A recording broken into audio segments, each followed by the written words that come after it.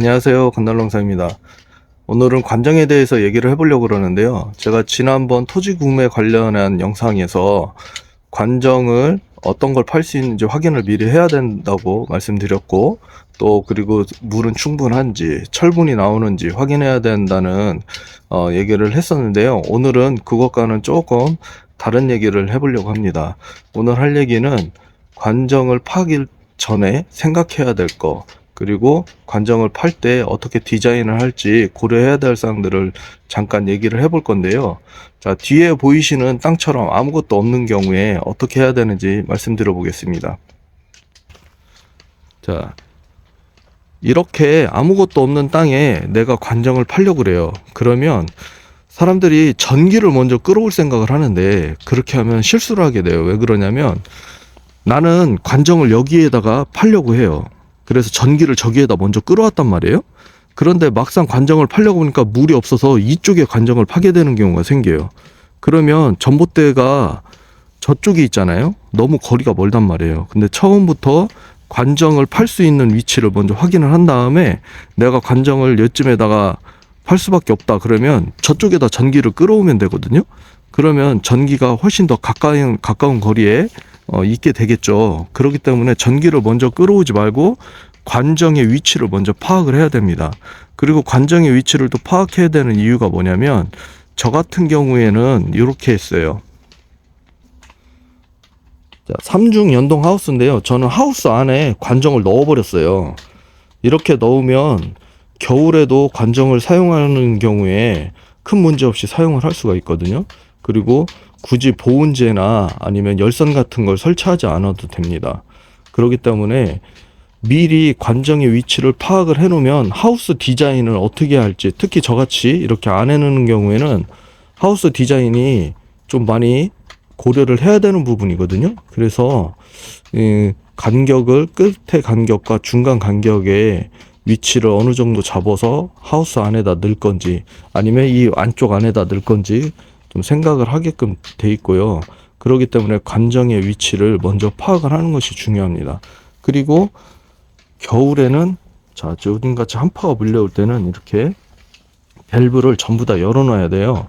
열어놓는 이유는 3중 연동 하우스라고 해도 관정은 얼지 않아도 이 파이프에 있는 물은 얼 수 있기 때문에 미리 밸브를 다 열어놓고, 저 같은 경우에는 또 이처럼 밸브를 바깥으로 나가게 하나를 만들어 놨어요. 이유는 뭐냐면, 소형 관정은 상관이 없어요. 소형 관정인 경우에는 모터가 밖에 있기 때문에 밖에 있는 모터에 물을 빼놓으면 얼어도 괜찮지만, 자, 이렇게 빼놓는 이유는 뭐냐면 수도를 사용해야 되는 경우. 자, 이렇게 요런 수도만 사용하게 되는 경우에는 어떻게 되냐면, 30mm가 나올 때는 30mm지만 저는 40mm 관을 연결했어요. 근데 이 40mm 관이 중간에서 터져 버립니다. 찢어져 버려요. 왜냐면 압력이 너무 세서. 그렇기 때문에 물을 바깥으로 내보내서, 왜냐면 자, 저쪽에 있는 밸브를 열어서 물이 나가게 하면 되겠지 하겠지만, 이러면 내가 작물에다 물을 공급하게 되는 상황이 만들어져요. 그러면 내가 수도를 쓸 때 그 압력이 너무 약할 수도 있고, 아니면 특정 작물에만 물이 더 많이 가게 돼서 과습이 올 수도 있기 때문에 물을 아예 저쪽은 차단을 시켜버리고 바깥으로 나가게 하거나 혹은 관정으로 다시 들어가게끔 설치를 하시면 되는데요. 이렇게 되면 저 밸브로 수도의 압력을 조절할 수 있습니다.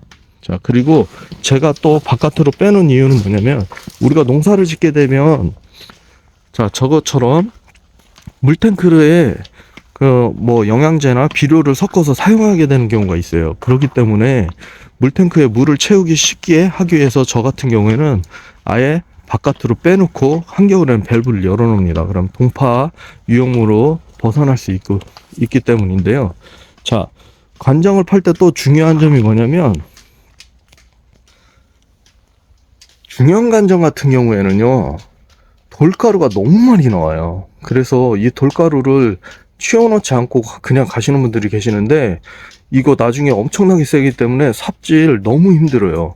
그렇기 때문에 돌가루 전부 다 펴놓고 갈 수 있게끔 하셔야 되고, 자, 중형 관정이나 대형 관정을 파는 경우에는 지자체에 신고를 해야 돼요. 신고를 할 때는 수질 검사를 해야 되거든요. 수질 검사를 하고서 신고를 하게 되면 지자체에서 이렇게 허가를 내줘요. 허가를 내주면 이 필증을 관정 옆에 붙여.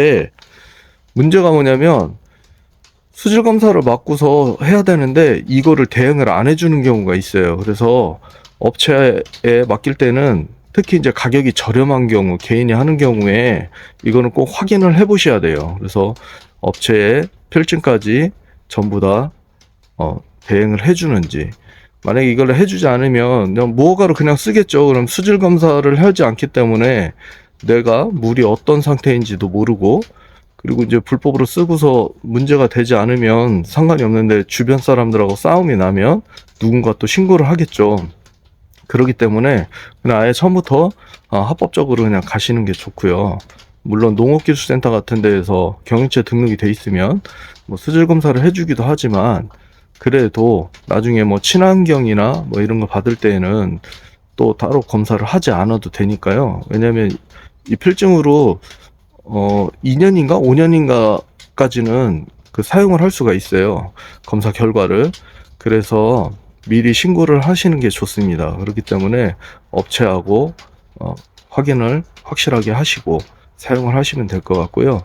그래서 관정을 설치를 할 때 내가 겨울에도 사용을 할지 아니면 관정을 하우스 안에 넣을지, 그리고 전기를 어떻게 끌어오기 전에 관정의 위치를 파악을 해서 전기를 어떻게 끌어올지, 그리고 하우스 디자인을 관정의 위치에 맞게 어떻게 만들지 미리 고려를 하시면, 그리고 밸브를 열어놓고 겨울에 동파가 되지 않게 방지를 하기 위해서 어떻게 할지 이런 것들을 전부 고려를 하셔서 사용을 하시면 좀 더 수월하게 관정을 파고 사용할 수 있을 것 같습니다. 그래서 오늘도 조금이라도 좋은 정보가 되시길 바라면서 감사합니다.